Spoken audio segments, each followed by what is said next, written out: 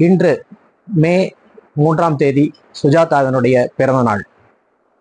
அவருடைய 90 வயது முடிந்து 91வது வயது தொடங்கி இருக்க வேண்டும். ஆனால் அவர் காலமாகி 18 ஆண்டுகள் ஆகிவிட்டன.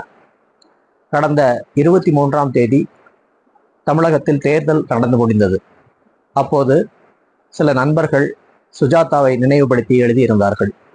இவ்வளவு பெரிய ஜனநாயக நாட்டில் இவ்வளவு பெரிய தேர்தல் என்பதை எந்த பிரச்சனையும் இல்லாமல் ஒரு இயந்திரத்தின் மூலமாக நடத்தி காட்டிய பெருமை சுஜாதாவுக்கு சேரும் என்று அவர்கள் நினைவுறுத்தி இருந்தார்கள். இதுபோல வெவ்வேறு காலகட்டங்களில் வெவ்வேறு சந்தர்ப்பங்களில் சுஜாதா இருந்திருந்தால் நன்றாக இருந்திருக்குமே என்று எண்ணக்கூடிய சூழல், எண்ணக்கூடிய சந்தர்ப்பங்கள் தமிழ்நாட்டில் பல சமயங்களில் நண்பர்களோடு பேசிக்கொண்டிருக்கும் போது ஏற்பட்டது உண்டு. அந்த அளவுக்கு தமிழ் சூழலில் இலக்கியத்திலும் சரி அல்லது பொது வாசகர்களிடையும் சரி சுஜாதாவினுடைய பாதிப்பு என்பது மிக ஆழமானது, செல்வாக்கு செலுத்திய ஒன்று.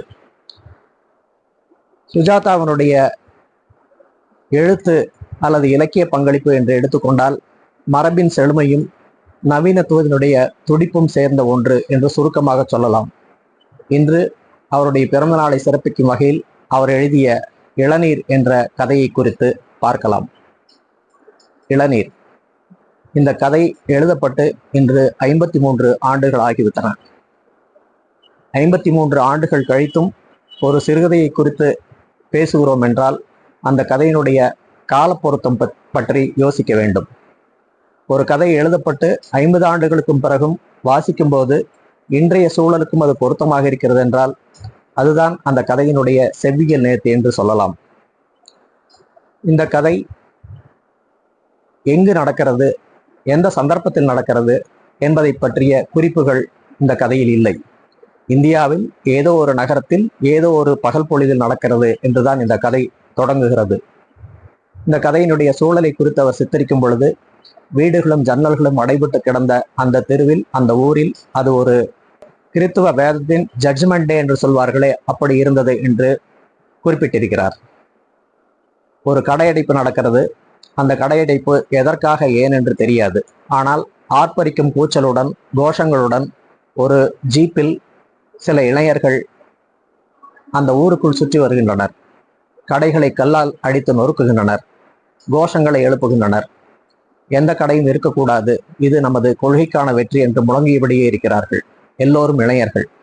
அப்படி வந்து கொண்டிருக்கும் பொழுது அந்த ஊரின் எல்லையில் இருக்கக்கூடிய ஒரு இளநீர் கடையை கவனிக்கிறார்கள். ஒரு தாத்தா இளைஞரை வெற்றி கொண்டிருக்கிறார். அவரிடம் சென்று அந்த இளைஞர்கள், இன்று கடையடைப்பு, அதனால் எந்த விற்பனையும் ஆகாது, நீ கடையை கட்டி கொண்டு செல் என்று சொல்கிறார்கள். அந்த தாத்தாவிடம் இளைஞர்கள் சச்சரவை ஏற்படுத்தி கொண்டிருக்கும் பொழுதே ஏதோ ஒரு நகரத்திலிருந்து, மலைநகரத்திலிருந்து தேனிலவு முடிந்து வரக்கூடிய ஒரு இளம் தம்பதி அந்த வழியாக வர நேர்கிறது. அவர்களையும் இந்த இளைஞர்கள் தடுத்து சச்சரவு செய்கிறார்கள், சண்டை செய்கிறார்கள். ஒரு சிறிய வாதம் வலுப்பெற்று சண்டையாக மாறி அதில் அந்த இளைஞன் இறுதியில் கொல்லப்படுகிறான். இதுதான் கதையினுடைய சுருக்கம். ஆனால் இந்த கதை இன்றைய சூழலில் எழுப்பக்கூடிய கேள்விகளை குறித்து மட்டும் நாம் யோசிக்கலாம். இந்த கடையடைப்பு என்பதே ஒரு அஹிம்சா வழியில் எதிர்ப்பை காட்ட ஏற்படுத்தப்பட்ட ஒரு வழிமுறை. ஆனால் இன்று ஒரு 30-40 ஆண்டுகளுக்கு பிறகு இந்த கடையடைப்பு என்பதே ஒரு வன்முறைக்கான ஒரு சந்தர்ப்பமாக மாறிப்போய்விட்டது. எதனால் என்பதை நாம் யோசித்து பார்க்க வேண்டும். இந்த அரசியல் கட்சிகளுடைய பாதை எதை நோக்கி சென்றிருக்கிறது என்பதையும் யோசித்து பார்க்க வேண்டும். இன்று ஒரு கடையடைப்பு அல்லது கலவரம், கடையடைப்பு நடக்கிறது என்றாலே அதில் கலவரம் நிச்சயம் என்ற அளவுக்கு அரசியல் சூழ்நிலையும் சமூக சூழ்நிலையும் மாறிவிட்ட ஒரு நிலைமையை தான் இந்த கதை சுட்டி காட்டியிருக்கிறது. இதில் பங்கேற்கக்கூடிய இளைஞர்கள் யார், அவர்கள் ஏன் இப்படிப்பட்ட கொள்கை முழக்கத்தோடு, இப்படிப்பட்ட ஆயுதங்களோடு இந்த சந்தர்ப்பத்தில் வெளியே வர வேண்டும்? இது ஒரு எதிர்ப்பை காட்டக்கூடிய ஒரு சூழ்நிலை. ஒரு கடையடைப்பு என்பது ஏதேனும் ஒரு முடிவுக்காக அல்லது அரசுக்கு எதிராக எதிர்ப்பை காட்டக்கூடிய ஒரு வழிமுறை. அதில் ஆயுதங்களுக்கு எங்கே இடம் இருக்கிறது? எதற்காக அவர்களை இப்படி அனுமதிக்கிறார்கள் என்பதை பற்றிய கேள்வி எழுப்பப்படுவதே இல்லை. இத்தனை காலம் குறித்து 53 ஆண்டுகள் கழித்து இன்றைய சூழலில் இப்படிப்பட்ட ஒரு கடையடைப்பு நடக்கிறது என்றால் மக்கள் அனைவருமே அஞ்சுகிறார்கள். ஏனென்றால் இதனுடைய தீவிரம் இன்னும் அதிகமாகிவிட்டது. கொலைக்கு கூட யாரும் அஞ்சுவதில்லை என்கிற நிலைமைக்கு போய்விட்டார்கள். அப்பொழுது இந்த கடையடைப்பு ஒரு எதிர்ப்பை காட்ட என்ற நிலையில் அதனால் பாதிக்கப்பட போகிறவர்கள் யார்? முதலாளிகளோ அல்லது தொழிலதிபர்களோ அல்லது மாத சம்பளக்காரர்களோ இவர்கள் யாரும் பாதிக்கப்பட போவதில்லை. வட்டிக்கடைக்காரர்களும் பாதிக்கப்பட போவதில்லை. இதனால் பாதிக்கப்பட போகிறவர்கள் அன்றாடங்காட்சிகள் அல்லது கூலி தொழிலாளிகள். அவர்கள் ஒரு நாள் கூலியை இழக்க நேர்கிறது. அதனால் ஏற்படும் சுமையையும் அவர்கள் சமாளிக்க நேரிடுகிறது. இதை கேட்டால் என்ன சொல்கிறார்கள் என்றால், ஏன் நாட்டுக்காக, நாட்டினுடைய நலனுக்காக ஒரு நாள் கூலியை தியாகம் செய்யக்கூடாதா என்று கேட்கிறார்கள். ஒரு நாள் கூலியை தியாகம் செய்யக்கூடியவர்கள் இந்த கூலிகள் தானா? அப்பாவிகள் தான் இந்த தியாகத்தை செய்ய வேண்டுமா? தொழிலதிபர்களோ சினிமா நடிகர்களோ அல்லது அரசியல்வாதிகளோ செய்யக்கூடாதா? இந்த கேள்விகளை எல்லாம் யாரும் கேட்பதே கிடையாது. அப்படி எதிர்ப்பை காட்டுவதன் மூலமாக அவர்கள் எதை சாதிக்க நினைக்கிறார்கள்? அப்பொழுது இதில் பங்கேற்கக்கூடிய இளைஞர்கள் யார்? இந்த கதை எழுதப்பட்டு 53 ஆண்டுகள் ஆகிவிட்டன. சுஜாதா இந்த கதையில் குறிப்பிட்டிருக்கக்கூடிய இளைஞர்களுக்கும் இன்றைய இளைஞர்களுக்கும் இருக்கக்கூடிய வேறுபாடுகளை யோசித்து பார்க்கலாம். இந்த சுதந்திரம் அடைந்த 80 ஆண்டுகள் ஆகியும் கல்வி, பொருளாதாரம், தொழில், கணினி தொழில்நுட்பம் இது போன்ற வளர்ச்சிகளை தாண்டியும் இன்றைய இளைஞர்கள் சென்று அடைந்திருக்கக்கூடிய இடம் என்ன என்பதை பற்றி யோசிக்க செய்கிறது. இவ்வளவு தூரம் கல்வியும் தொழில் வாய்ப்பும் இருந்தும் கூட இளைஞருடைய போக்கு ஏன் இப்படி மாறி இருக்கிறது என்பதை பற்றியும் யோசிக்க செய்கிறது இந்த கதை. இந்த கதையில் அவர்கள் கையாளக்கூடிய கோஷங்களோ அல்லது கொள்கைகளோ கொடிகளோ ஆயுதங்களோ இதை கொண்டு அவர்கள் சாதித்தது என்ன என்றால், அந்த ஒன்றுமறியாத அப்பாவி தாத்தாவை இளைஞர் விடாமல் தடுத்ததோடு ஒரு இளைஞனை அனாவசியமாக கொலை செய்கிறார்கள். இந்த அதிகாரத்தை அவர்களுக்கு கொடுத்தது யார்? பொதுவாக ஒன்றை சொல்வார்கள், தனியாக ஒரு நபர் செய்தால் அது கொலை, அல்லது ஒரு கலவரத்தில் யாரையேனும் கொலை செய்தால் அது கலவரத்தில் அவர் செத்து போய்விட்டார் என்று முடிந்துவிடும், யாரும் குற்றவாளிகள் அல்ல என்று. இப்படிப்பட்ட ஒரு நீதி முறை எப்படி இந்த கொலையை நியாயப்படுத்த போகிறது? அல்லது அந்த செத்துப்போன இளைஞனுடைய சாவை அந்த மனைவிக்கு, இளம் மனைவிக்கு என்ன விதமான பாதிப்பை தரப்போகிறது என்பதை பற்றியெல்லாம் இந்த கதைக்கு உள்ளே நிறைய யோசனைகளை செய்யக்கூடியதாக இது அமைந்திருக்கிறது. வேற்றுமையில் ஒற்றுமை என்பதை பற்றி தான் எல்லோரும் இந்தியாவினுடைய பெருமையாக சொல்கிறார்கள். எது வேற்றுமை? அந்த வேற்றுமைகளிலிருந்து எது ஒற்றுமை? இது இத்தனை ஆண்டு காலம் கழித்தும் யாருக்கும் புரியவில்லை.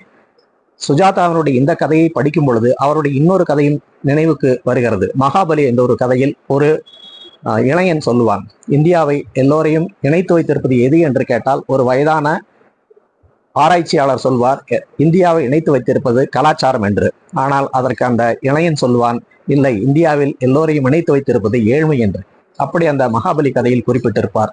அப்போது 45 ஆண்டுகள் 50 ஆண்டுகள் கழித்து ஒரு கதையை வாசிக்கும் பொழுது அது இன்னும் இன்றைய சூழலுக்கும் பொருத்தமாக இருப்பது என்பதுதான் ஒரு எழுத்தாளருடைய சிறப்பு என்று சொல்லலாம்.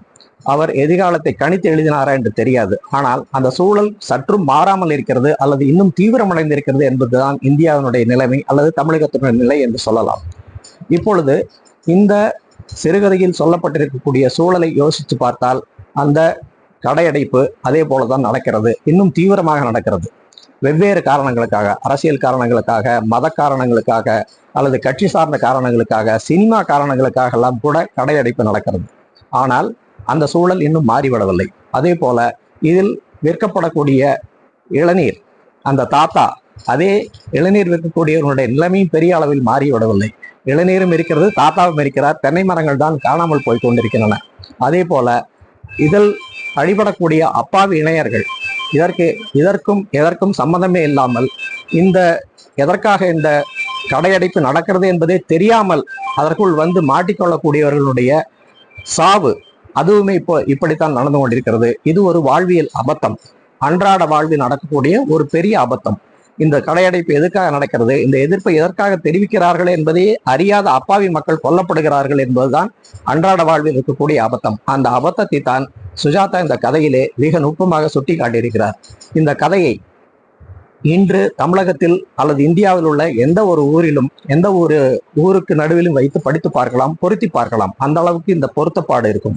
இதையே இன்று நடக்கக்கூடிய ஈரான், ஈராக், இஸ்ரேல், இந்த உலகளாவிய வளைகுடா போரில் கொண்டு போய் ஒரு ஊரில் வைத்து படித்தால் கூட இந்த கதையினுடைய பொருத்தம் மிக அழகாக இருக்கும், நுட்பமாக இருக்கும் என்றுதான் தோன்றுகிறது. இப்படி ஒரு காலத்தை தாண்டிய ஒரு கதையை இளநீர் என்ற பெயரில் கொடுத்திருக்கக்கூடிய சுஜாதாவை இன்று படிக்கும் போது கூட, அடடா, சுஜாதா இன்னும் எழுதாமல் போய்விட்டாரே, இன்னும் இல்லையே என்று அந்த எண்ணம் இன்னும் வலுப்பெறுகிறது. தமிழில் கணினியியல் குறித்து, கம்ப்யூட்டர்களை குறித்து முதலில் சுஜாதா தான் எழுதினார். அந்த காலத்தில் தினமணி கதிரில் கணினி தொழில்நுட்பம் குறித்து அவர் எழுதிய கட்டுரைகள் மிக முக்கியமானவை. முதலாக கம்ப்யூட்டரை பயன்படுத்தி எழுதியவரும் அவர்தான். அப்படி ஒரு கம்ப்யூட்டர் புரட்சியை தமிழகத்தில் இலக்கியத்தில், தமிழ் எழுத்தில் நிகழ்த்திய சுஜாதாவினுடைய பல புத்தகங்கள், குறிப்பாக தலைமை செயலகம் போன்ற மொழியை குறித்த புத்தகங்கள் மிக முக்கியமானவை. அப்படி ஒரு கணினி புரட்சியின் காரணமாக இன்றைய தமிழ்நாட்டில் இருக்கக்கூடிய பல இளைஞர்கள் வெளிநாடுகளில் சென்று வேலை வாய்ப்பு பெற்று சிறப்பான இடத்தில் இருக்கிறார்கள். அது ஒரு பெரிய ஒரு புரட்சியை ஏற்படுத்தி இருக்கிறது. கணினி அறிவியல் என்பது தமிழ்நாட்டிலும் சரி, இந்தியாவிலும் சரி ஒரு பெரிய புரட்சியை ஏற்படுத்தி இருக்கிறது. இந்த இளைஞர்கள் கடந்த 20 ஆண்டுகளாக இளைஞர்களுடைய வாழ்க்கையை மாற்றி போட்டிருக்கிறது. அப்படிப்பட்ட ஒரு சூழ்நிலையில் இன்னொரு பக்கம் இன்னொரு சமகால இளைஞர்கள் இது போன்ற கல்வி வாய்ப்பை பயன்படுத்தி கொள்ளாமல் அல்லது கல்வி வாய்ப்பை பயன்படுத்தி கொள்ள மறுத்து இது போன்ற கலாச்சாரங்களில், கும்பல் கலாச்சாரங்களில் அல்லது இது போன்ற கட்சி அல்லது ஜாதி, இனம், மதம், அரசியல் போன்ற நடவடிக்கைகளில் ஈடுபட்டு இது போன்ற கடையடைப்பு போன்ற சந்தர்ப்பங்களில் என்ன செய்கிறார்கள் என்பதையும் இந்த கதை குறிப்பிட்டிருக்கிறது. இவர்கள் ஏன் இப்படி பொறுப்பற்றவர்களாக என்று இருக்கிறார்கள் என்று யோசித்து பார்த்தால் அதற்கு அரசியல் காரணமா, அல்லது நம்முடைய சமூகம் காரணமா, அல்லது நம்முடைய அரசியல்வாதி கொடுக்கக்கூடிய இந்த இலவசங்கள் அது காரணமா, அதுதான் அவர்களை பொறுப்பற்றவர்களாக மாற்றி இருக்கிறது என்பதை குறித்தெல்லாம் யோசிக்கலாம்.